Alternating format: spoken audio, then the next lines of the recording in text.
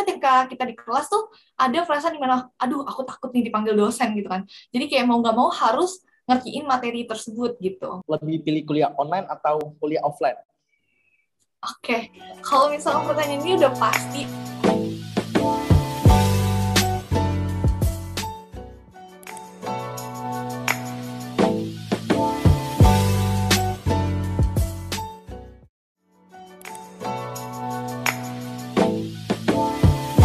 Halo semuanya, terimalah salam Inggris dari aku, Namo Buddhaya. Perkenalkan, nama aku Rian. Nah, jadi kali ini aku akan menjadi moderator dalam podcast bidang defense kali ini. Nah, tema podcast kita kali ini adalah Get Ready to Onsite College.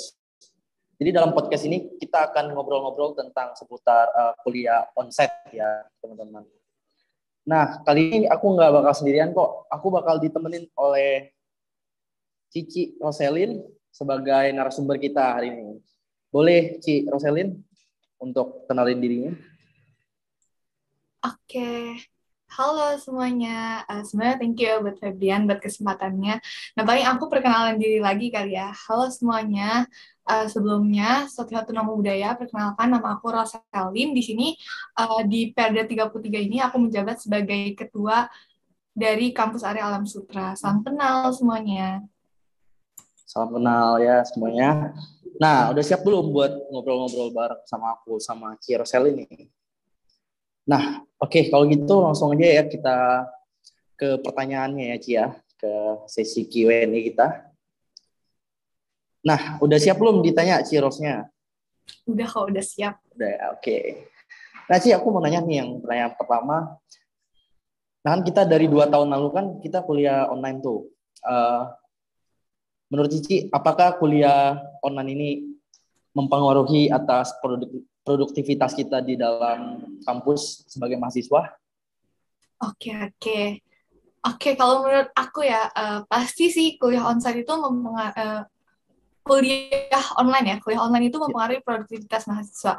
Kenapa? Karena kan kalau kita online ya, waktu itu kan jadi lebih fleksibel ya. Karena kita bisa multitasking gitu. Kadang orang ketika lagi kuliah gitu, misalkan kita lagi Zoom nih, pengen kuliah.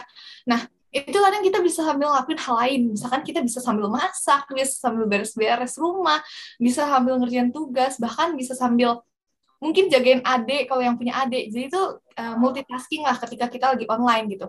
Nah, cuman untuk sebenarnya untuk orang yang bisa multitasking, sebenarnya kuliah online itu bisa ngebantu banget buat lebih produktif gitu. Tapi kalau misalnya orangnya nggak bisa multitasking gitu ya, jadinya jatuhnya tuh produktifnya tuh nggak efektif gitu di masa-masa kuliah online gitu. Nah, kalau menurut aku gitu sih. Jadi menurut aku online ini mempengaruhi produktivitas mahasiswa sih. Ada orang yang karena kuliah online dia jadi nggak produktif karena apa pikirnya karena ya udahlah kuliah online doang gitu. Jadi kadang ikut Zoom kuliah, kadang enggak, kadang mepet-mepet join Zoom-nya gitu.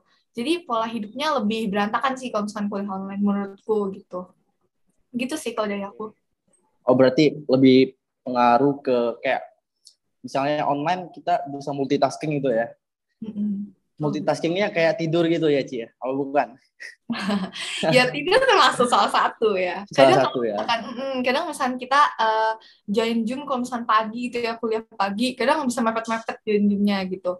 Ya tapi multitasking bisa juga misalkan yang tadi aku sebutin sebelumnya gitu. Misalkan sambil beresin rumah, sambil ngerjain tugas, sambil jagain adik mungkin, atau bahkan yang punya online shop bisa sambil jualan gitu Oh ketika iya. lagi kuliah gitu. Jadi multitasking. Nah, oke. Kayak aku tangkep yang kayak si Ros bilang itu bener banget sih. Kayak gimana ya? Kayak banyak orang-orang mungkin mereka join Zoom tapi nggak merhatiin juga ya kalau mungkin itu mereka bagi yang nggak bisa multitasking gitu ya Ci. Dan emang Cici kalau kuliah online gitu multitaskingnya bisa gitu dapet ya berarti sambil. Kalau aku pribadi nih kadang-kadang sih tergantung mood ya.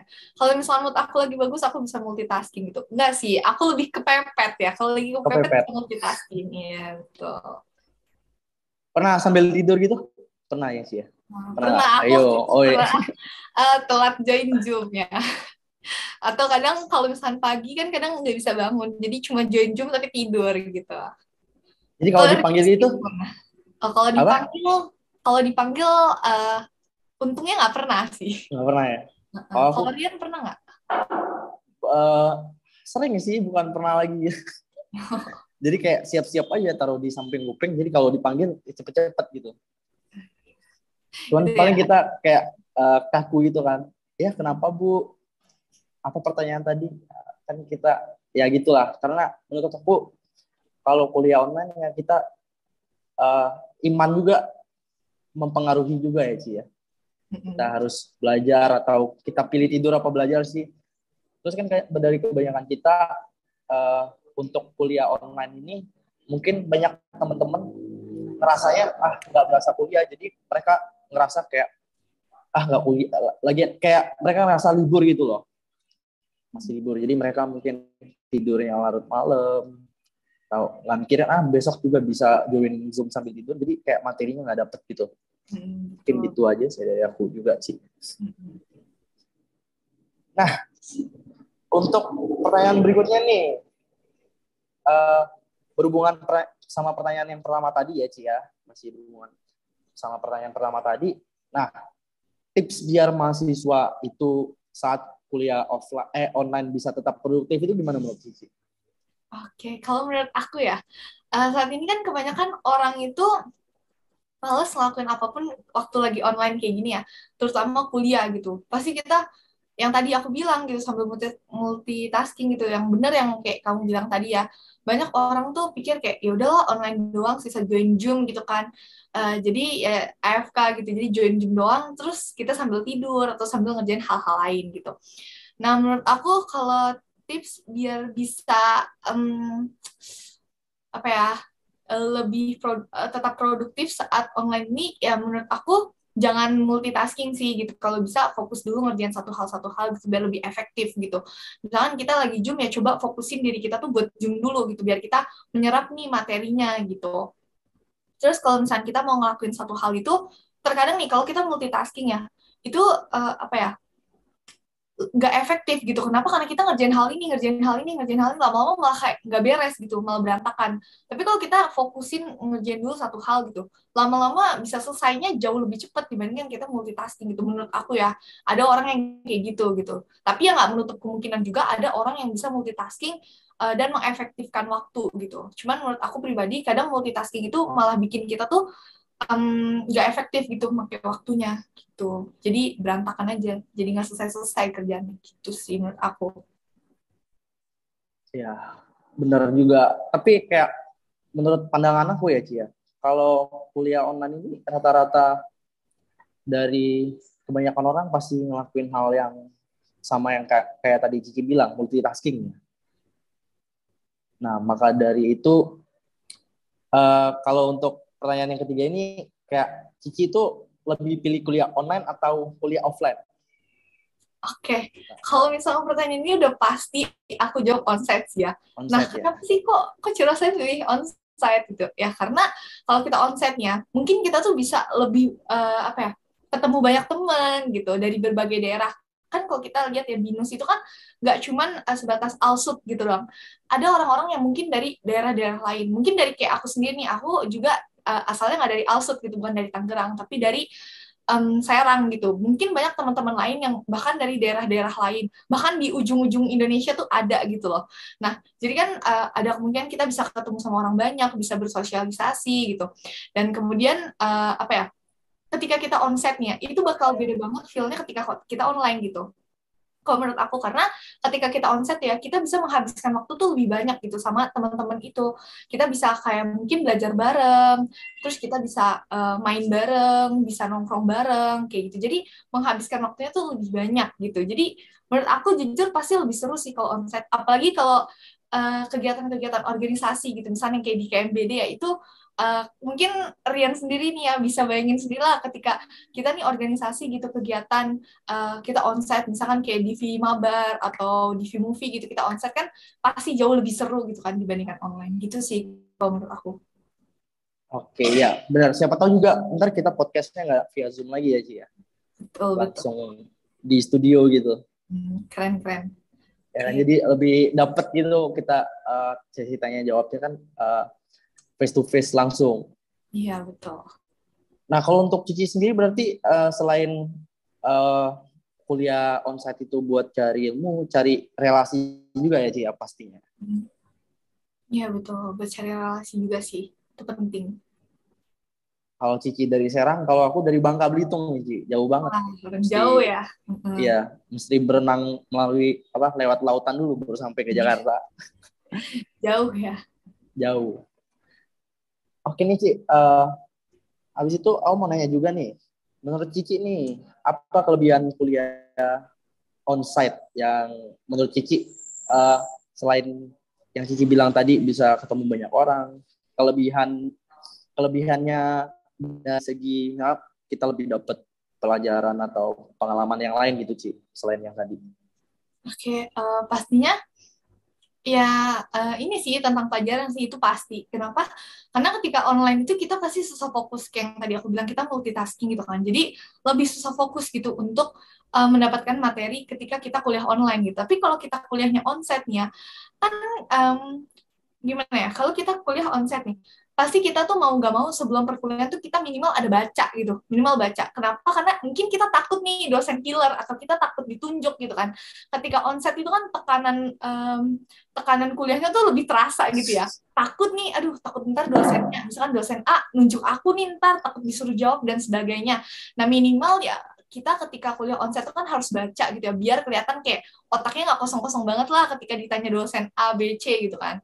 Nah, jadi ya menurut aku uh, kelebihannya itu sih, jadi bisa lebih fokus dan lebih bisa memahami materi. Kenapa? Karena kita punya tekanan gitu. Ketika kita onsite kan kita ketika di kelas itu kita punya tekanan buat memahami materinya itu lebih dibandingkan kita online gitu. Karena ketika kita di kelas tuh ada perasaan dimana, aduh aku takut nih dipanggil dosen gitu kan. Jadi kayak mau nggak mau harus ngertiin materi tersebut gitu.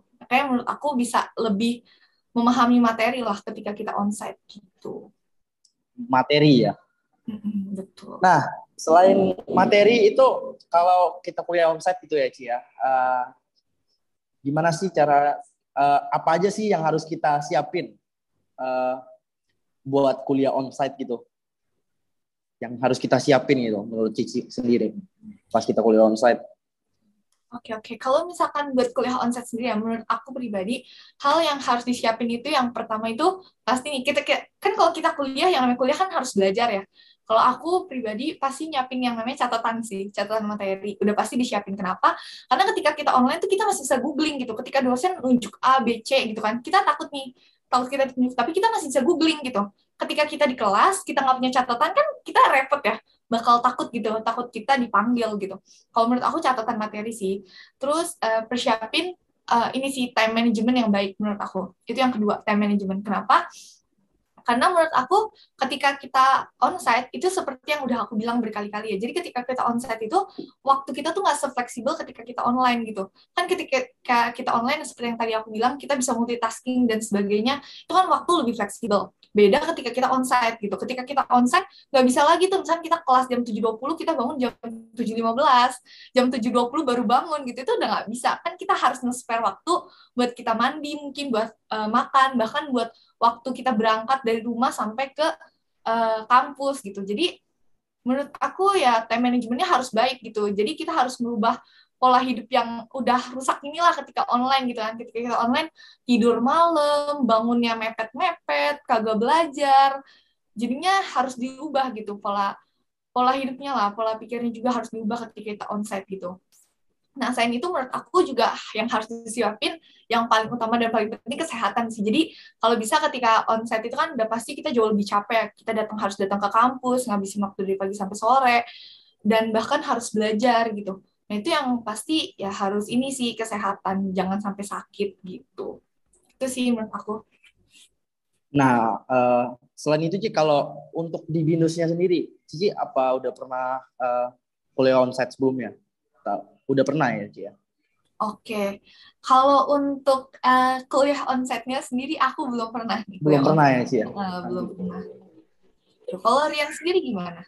Nah, kalau aku kan udah pernah tuh ngerasain juga kuliah onsite karena biarpun kuliah onsite terbatas, tapi menurut aku juga ya, Ci, aku tambah dikit buat yang disiapin untuk kuliah onsite nanti, teman-teman jangan lupa akses card binus ya, flash card binus.